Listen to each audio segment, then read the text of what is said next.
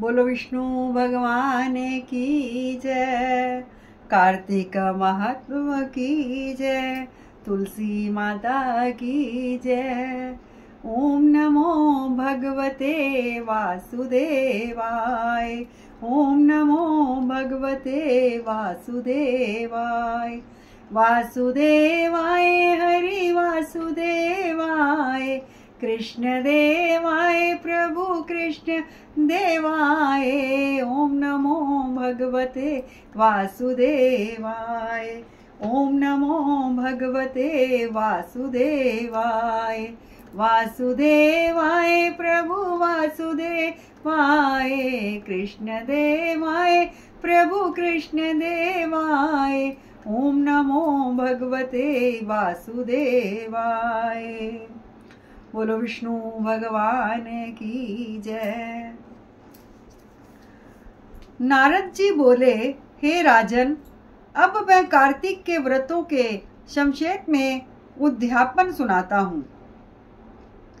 व्रत पूरा होने के फल और विष्णु भगवान की प्रसन्नता के लिए कार्तिक शुक्ला चतुर्थी को उद्यापन करें। तुलसी के ऊपर 4 द्वारों का मंडप बनाकर तोरण बंदरवार बांधकर फूल और चमर से सजावें और चारों द्वारों पर मिट्टी के बने पुण्यशील, सुशील, जय और विजय द्वारपालों का पूजन करें और तुलसी के पास 4 रंगों से सुशोभित सर्वतोभृद चक्र बनावें। इसके ऊपर पंचरत्न और नारियल रखकर एक सुंदर कलश स्थापित करें। फिर वहां शंख चक्र गदाधारी पीतांबर से युक्त लक्ष्मी सहित विष्णु भगवान की स्थापना करके पूजन करें। व्रती पुरुष मंडल में इंद्रादि को पूजें। द्वादशी को भगवान उठे, त्रयोदशी को देवताओं ने उनके दर्शन किए और चतुर्दशी को पूजन करें। उस दिन शांत और सावधानी से उपवास करें। गुरु की आज्ञा को प्राप्त करके भगवान कृष्ण की स्वर्णमयी प्रतिमा का पूजन षोडशोपचार से करके और विविध भोग अर्पण करें। रात्रि में जागरण कर भजन कीर्तन करता रहें।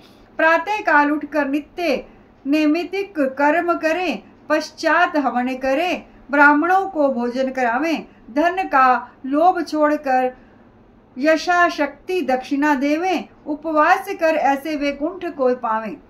इस वैकुंठ चतुर्दशी के महत्व को देवता और शेष जीवी 100 वर्ष में भी नहीं कह सकते। जो भगवान चक्रपाणि के जागरण में भक्ति पूर्वक आंगन में गायन और नृत्य करते हैं, उनको सहस्त्र गौओं के दान करने का फल मिलता है। इसी दिन विष्णु भगवान मत्स्य रूप हुए थे, अतः उनके प्रसन्न करने के लिए इस तिथि में उन ब्राह्मणों को खीर आदि अन्न का भोजन करावें तथा अंतोदेवा मंत्रों से तिल और खीर का हवन करें। तत्पश्चात यथाशक्ति दक्षिणा दे और नमस्कार करें, जिसके करने से अक्षय फल मिलता है। फिर विधि पूर्वक कपिला गौ का पूजन करें और उपदेश करने वाले गुरु को सपत्नीक वस्त्र आभूषण से सुशोभित कर समापन करवावें।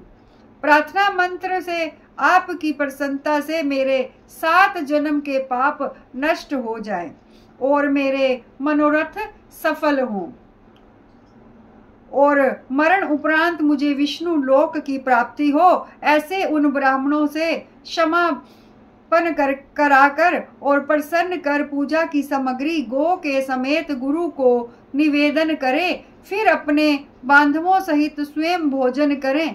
कार्तिक और माघ की यह विधि कही है। ऐसे सम्यक रीति से कार्तिक का व्रत करने वाला संपूर्ण कामनाओं से युक्त विष्णु भगवान के समीप चला जाता है। बोलो कार्तिक महात्म की जय। विष्णु भगवान की जय। तुलसी माता की जय। ओम नमो भगवते वासुदेवाय। ओम नमो भगवते वासुदेवाय।